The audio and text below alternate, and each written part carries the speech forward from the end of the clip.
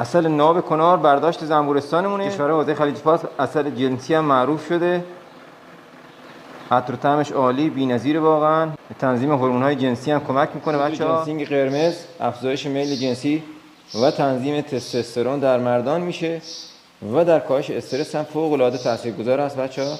بهبود خونرسانی به اندام‌های تولید مثلی هم انجام میده. گرده گل حاوی ویتامین‌ها، آنتی اکسیدان‌ها و اسیدهای آمینه.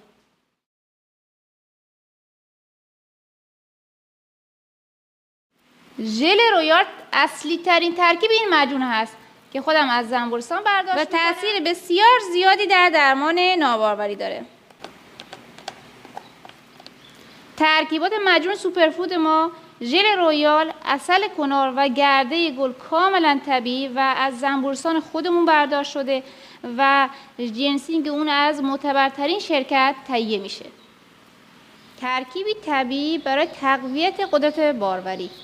ضعف جسمی، جنسی و روحی داری، استرس و اضطراب تو زیاد کرده و باعث اختلال در بیخوابی تو شده، میتونی فقط روزانه با مصرف یک قاشق از این معجون تمام مشکلات رو حل کنی.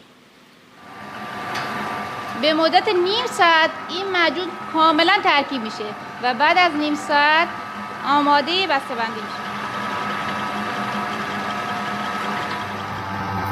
معجون سوپرفود ما آماده شده. برای ثبت سفارش و استعلام قیمت کلمه سوپرفود رو برام کامنت کنید.